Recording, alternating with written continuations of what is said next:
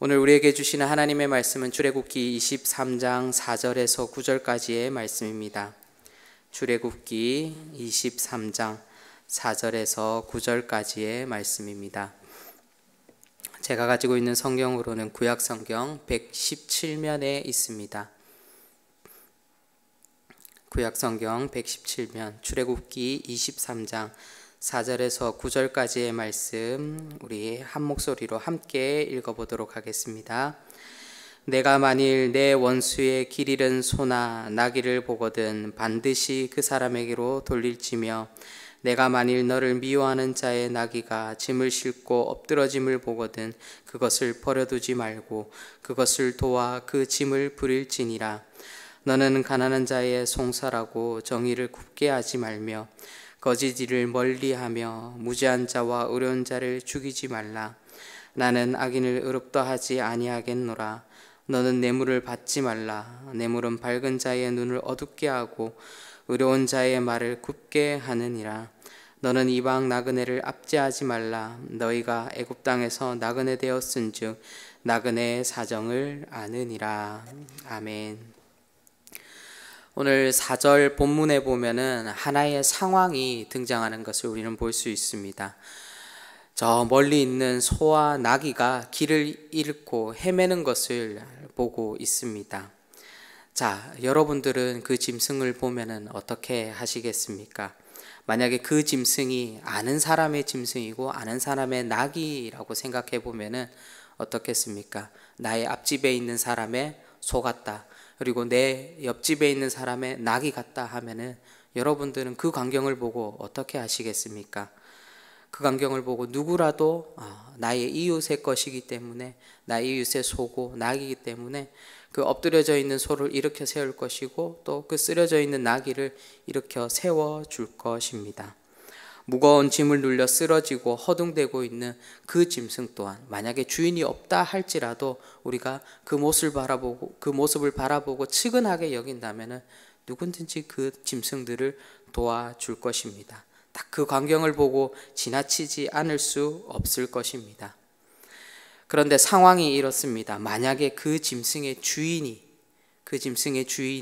나와 원수 맺은 사람이라면은 나와 천천지 원수라면은 그 이야기가 달라질 것입니다.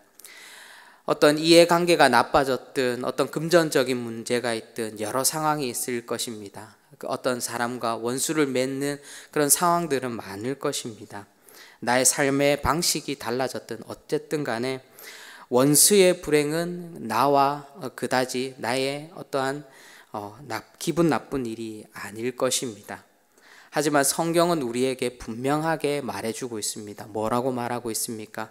원수의 것이라 할지라도 그의 소유가 길을 잃건 쓰러져 있든 간에 반드시 그것을 도와주라라고 그렇게 말씀하고 있습니다. 그것을 내버려 두지 말라라고 하나님께서 말씀하십니다. 그런데 우리가 여기서 바라보아야 할 것이 무엇입니까? 길을 잃은 어떤 짐승이거나 무거운 짐에 눌려있는 짐승을 원수의 짐승을 우리가 바라보라라고 말하는 것이 아닙니다. 바로 그런 상황을 대하고 있는 우리의 마음을 바라보라라고 그렇게 하나님께서 말씀하시는 것입니다. 내게 어떤 적대감을 불러일으키는 사람이 어려움에 처한 그 모습을 보면서 우리는 종종 어떠한 마음이 들게 됩니까? 원수의 그 잘되지 못하는 그런 상황들을 보면서 때로는 우리는 잘됐네, 때로는 고소하다라는 그런 생각을 가질 수 있는 것이 바로 우리의 모습입니다. 그런데 성경은 그래서는 안 된다라고 말씀하고 있습니다. 바로 반드시 도와야 된다라고 그렇게 말씀합니다. 하나님께서 왜 이런 어려운 요구를 우리에게 하시는 것이겠습니까? 바로 결국은 성경이 말하고자 하는 바는 그 적대감이 그와 나를 갈라 놓았지만 어떠한 상황과 어떠한 문제가 이 상대방과 나를 원수지게 만들었지만 더 깊은 곳까지 들어간다면은 바로 하나님 안에서 우리가 그 원수라 할지라도 그 사람과 내가 연결되어 있다라는 것을 하나님께서 말씀해 주고 있습니다. 바로 어떠한 사람이든 간에 우리는 정말 하나님의 그 울타리 안에 연결된 존재들임을 잊지 않아야 된다라고 그렇게 말하고 있습니다. 곤란에 처한 원수를 돕는 것은 사실은 누구를 돕는 것이겠습니까? 사실은 나를 돕는 것입니다. 자기 자신을 돕는 것입니다. 우리 안에 쓴뿌리가 있고 우리 안에 악한 경향을 이 상황들을 통하여서 우리는 극복할 수 있기 때문입니다. 도움을 주고받는 것은 결국 어떤 길입니까? 더 큰 화해의 길을 열어줄 수 있도록 우리를 인도하고 있습니다. 그것을 누가 보여주셨습니까? 바로 그것을 예수 그리스도께서 우리에게 몸소 보여주셨습니다. 주님께서는 이 땅에 오셨을 때에 사람들과 원수 맺으라 라고 그렇게 말씀하셨습니까? 아닙니다. 어떠한 모습에서든 화해하라 라고 주님께서 우리에게 말씀해 주셨습니다. 바로 주님께서는 우리를 늘 그 화해의 길로 인도하시기 때문에 우리의 삶 또한 늘 화해의 길을 바라보며 어떻게 하면 우리가 화해할 수 있을까? 그 길을 모색할 수 있어야 한다라는 것입니다.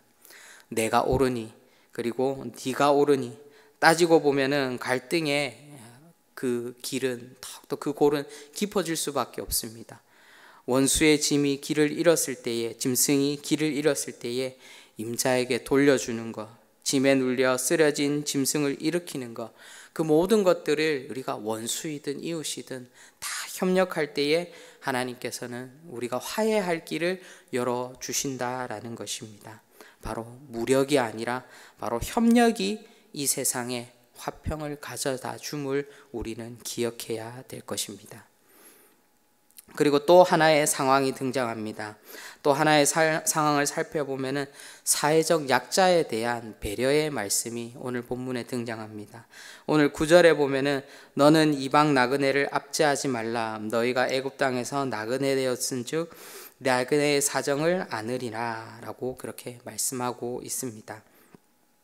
여기서 말하는 나그네는 잠시 집을 떠난 그런 사람을 일컫는 말이 아닙니다. 그들은 이스라엘 백성 가운데 머물고 있는 이방인들을 일컫는 말입니다.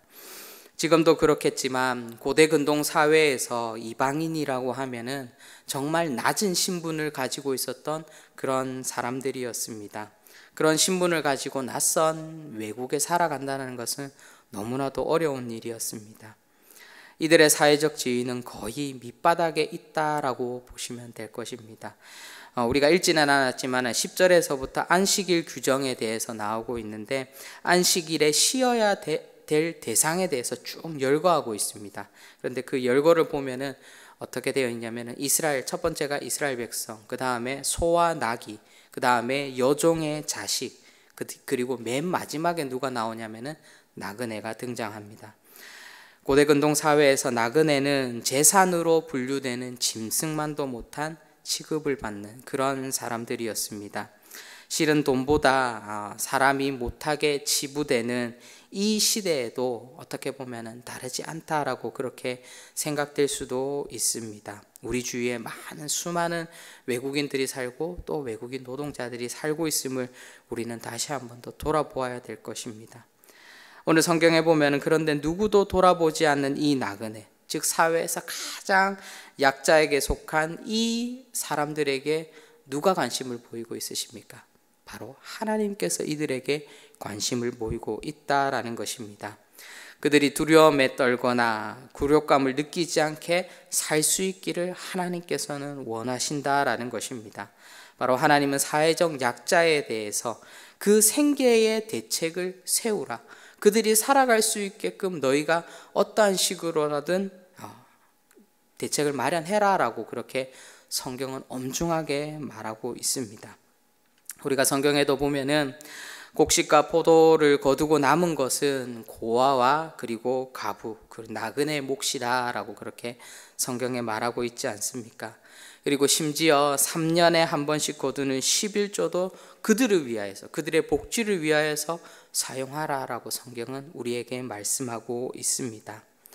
바로 우리가 우리의 눈에 바라보는 그런 모습들 속에서 때로는 우리가 약자에 관련된 부분들까지도 우리가 신앙생활을 살아가면서 우리가 어떤 우리의 신앙만 지키고 우리의 믿음만 지킬 것이 아니라 우리의 주위를 돌아보면서 우리가 사회적 약자를 바라보고 그들을 도와줄 수 있어야 됨을 우리는 다시 한 번 더 우리의 삶 가운데 기억해야 됩니다.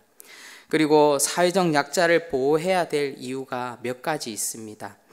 성경은 먼저 그들도 이집트 땅에서 나그네였음을 잊지 말라라고 말하고 있습니다. 바로 이스라엘 백성들도 이집트 땅에서 애굽 땅에서 나그네였음을 잊지 말라라고 하는 것은 바로 실패를 경험해 본 사람이 또 실패의 그 쓰라린 마음을 헤아릴 수 있듯이 아픔을 겪어본 사람만이 아픔에 그 처한 그 사람의 마음을 이해할 수 있다라는 것입니다.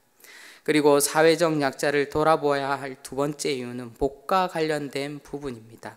신명기 14장 29절에 보면은 너희 중에 분깃이나 기업이 없는 레위인이나 내 성중에 거류하는 객가 및 고아와 가부들이 와서 먹고 배부르게 하라. 그리하면 내 하나님 여호와께서 내 손으로 하는 범사에 내게 복을 주시리라 라고 그렇게 말씀합니다. 바로 사회적 약자를 돕는 것이 우리를 위한 것이라고 말했습니다. 바로 우리가 복받고 우리가 잘되기 위해서는 바로 이 사회적 약자를 돌아보아야 한다라고 하나님께서 말씀하십니다.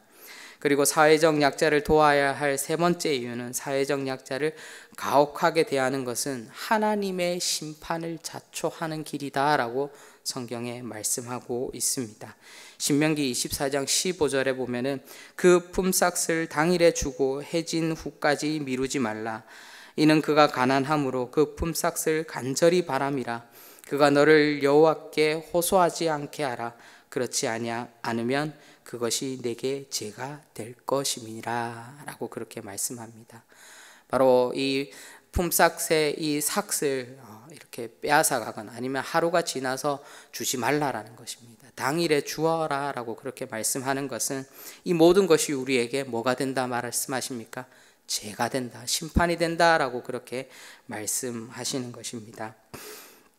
바로 어떤 일로 이웃과 척을 졌다 해도 화해를 모색하기 위해서 우리는 노력해야 되며 또 우리는 이 사회적 약자들을 위해서 늘 배려하는 그 마음을 가지고 있어야 됩니다. 바로 이 모든 것이야말로 하나님께서 기뻐하시는 길이며 바로 그런 삶이야말로 예수님께서 걸어가신 길이고 또한 우리 또한 그 모습을 닮아가야 하는 것입니다. 사랑하는 성도 여러분, 성경은 우리에게 분명히 말씀하고 있습니다. 나와 친한 사람, 나와 친한 이웃만이 이웃이 아니다라는 것입니다.